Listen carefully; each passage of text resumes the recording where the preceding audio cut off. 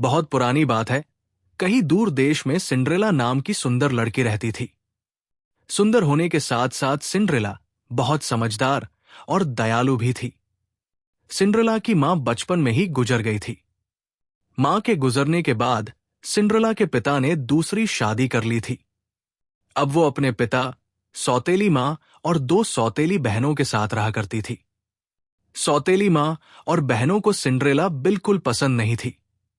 उसकी सुंदरता और समझदारी से वे तीनों हमेशा जलती थी, क्योंकि उसकी दोनों सौतेली बहनों के पास न अच्छी शक्ल थी और न ही अक्ल।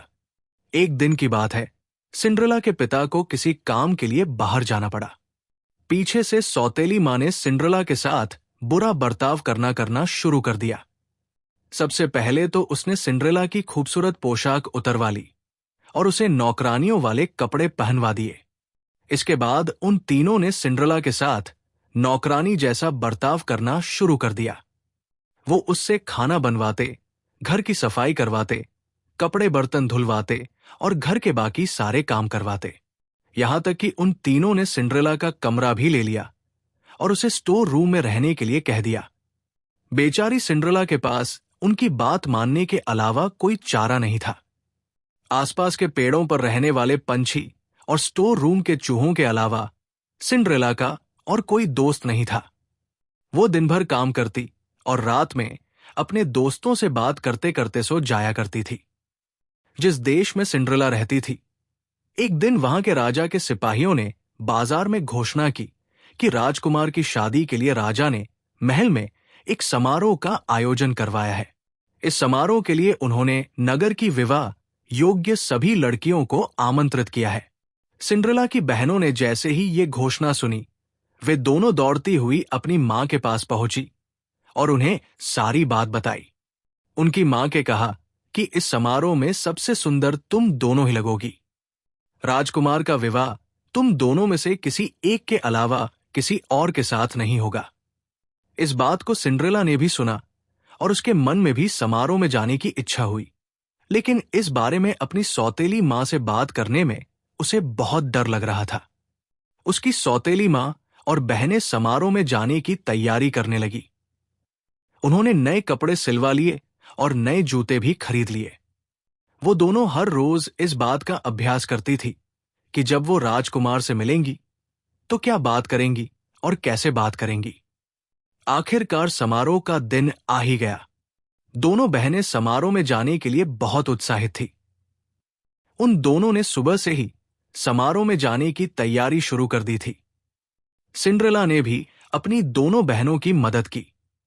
अपनी बहनों को पूरी तरह तैयार करने के बाद सिंड्रेला ने बहुत हिम्मत जुटाई और अपनी सौतेली मां से पूछा कि मां, अब मैं भी विवाह योग्य हो गई हूं, क्या मैं भी समारोह में जा सकती हूं? यह सुनकर वे तीनों जोर जोर से हंसने लगी और कहा, राजकुमार को अपने लिए पत्नी चाहिए, नौकरानी नहीं। ये कहकर वो तीनों वहां से चली गई। उनके जाने के बाद सिंड्रेला बहुत उदास हो गई और रोने लगी।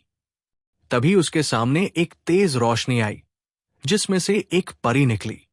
परी ने सिंड्रेला को अपने पास बुलाया और कहा, मेरी प्यारी सिंड्रेला, मैं जानती हूं कि तुम क्यों दुखी हो, लेकिन अब तुम्हारे मुस्कुराने का समय आ गया है। तुम भी उस समारोह का हिस्सा बन पाओगी। इसके लिए मुझे सिर्फ एक कद्दू और 5 चूहों की जरूरत है। सिंड्रेला कुछ समझ नहीं पाई, लेकिन फिर भी उसने बिल्कुल वैसा ही किया जैसा परी ने कहा। वो दौड़ती हुई किचन में गई और एक बड़ा सा कद्दू उठा लाई। उसके बाद वो स्टोर रूम में गई और अपने मित्र चूहों को ले आई। सब कुछ मिल जाने के बाद परी ने अपनी जादुई छड़ी को घुमाया और कद्दू को एक बग्गी में बदल दिया। फिर वो चूहों की तरफ मुड़ी। उसने 4 चूहों को खूबसूरत सफेद घोड़ों और एक चूहे को बग्गी चलाने वाला बना दिया। ये सब देखकर सिंड्रेला को अपनी आंखों पर विश्वास नहीं हुआ। इससे पहले कि वो कुछ पूछ पाती, परी ने अपनी छड़ी घुमाई और सिंड्रेला को एक खूबसूरत राजकुमारी की तरह सजा दिया। उसके शरीर पर एक बहुत सुंदर गाउन था और पैरों में चमचमाते जूते। वो समारोह में जाने के लिए पूरी तरह तैयार थी और इस खुशी से वो फूली नहीं समा रही थी। परी ने सिंड्रेला से कहा, अब तुम समारोह में जाने के लिए पूरी तरह तैयार हो, लेकिन ध्यान रखना, रात को 12 बजे से पहले तुम्हें घर पहुंचना होगा, क्योंकि 12 बजे के बाद जादू का असर खत्म हो जाएगा और तुम अपने असली रूप में आ जाओगी। सिंड्रेला ने परी को धन्यवाद कहा और बग्गी में बैठकर महल की ओर निकल पड़ी। जैसे ही सिंड्रेला महल पहुंची, सबकी नजर उस पर आ टिकी। उसकी सौतेली मां और बहनें भी वही थी, लेकिन वो इतनी खूबसूरत लग रही थी कि वे तीनों भी उसे पहचान नहीं पाए। तभी सिंड्रेला ने देखा कि राजकुमार सीढ़ियों से उतरते हुए नीचे आ रहे हैं। सब लोग उनकी तरफ देखने लगे। जैसे ही राजकुमार की नजर सिंड्रेला पर पड़ी, वे उसे देखते ही रह गए। समारोह में मौजूद सभी राजकुमारियों के पास न जाकर राजकुमार सीधे सिंड्रेला के पास आए और अपना हाथ उसकी ओर बढ़ाते हुए कहा कि राजकुमारी, क्या आप मेरे साथ डांस करना पसंद करेंगी? सिंड्रेला ने शर्माते हुए अपना हाथ राजकुमार के हाथ में दे दिया और दोनों डांस करने लगे। सिंड्रेला राजकुमार के साथ डांस करते करते इतना खो गई कि उसे समय का ध्यान ही नहीं रहा। तभी अचानक उसकी नजर दीवार पर लगी घड़ी पर गई। 12 बजने वाले थे और सिंड्रेला को परी की बात याद आ गई। परी की चेतावनी याद आते ही वो घबरा गई और राजकुमार को वहीं छोड़कर भाग गई। सिंड्रेला को इस तरह अचानक भागता देख राजकुमार उसके पीछे पीछे दौड़े। हड़बड़ी में दौड़ने की वजह से सिंड्रेला का एक जूता निकल गया और महल के बाग में ही छूट गया। वो फटाफट अपनी बग्गी में बैठी और घर को लौट गई। जब उसे ढूंढते हुए राजकुमार बाहर आए तो उन्हें बाग में सिंड्रेला का जूता मिला। ये देखकर राजकुमार दुखी हो गए और सोचा कि वो सिंड्रेला को ढूंढकर ही रहेंगे। अगले दिन राजकुमार ने अपने सिपाहियों को बुलाया और उन्हें जूता थमाते हुए कहा कि शहर के हर घर में जाओ और समारोह में आई हर लड़की को ये जूता पहना कर देखो। जिसके भी पैर में ये जूता आ जाए, उसे यहां ले आओ। सिपाहियों ने बिल्कुल ऐसा ही किया। वे शहर के हर घर में गए और समारोह में आई हर लड़की को जूता पहना कर देखा। किसी को जूता छोटा पड़ रहा था और किसी को बड़ा। सारा शहर घूमने के बाद आखिर में सिपाही सिंड्रेला के घर पहुंचे। जैसे ही सिंड्रेला ने सिपाहियों को देखा तो वो समझ गई कि ये राजकुमार के कहने पर आए हैं और वो खुशी से दरवाजे की तरफ दौड़ी। उसी समय उसकी सौतेली मां ने उसका रास्ता रोक लिया। सौतेली मां ने सिंड्रेला से पूछा, तुम कहां चली? सिपाही उस लड़की के लिए आए हैं जो कल रात समारोह में थी। तुम तो कल आई नहीं थी, तो तुम नीचे जाकर क्या करोगी? ऐसा कहकर उन्होंने सिंड्रेला को स्टोर रूम में बंद कर दिया और चाबी अपनी जेब में रख ली।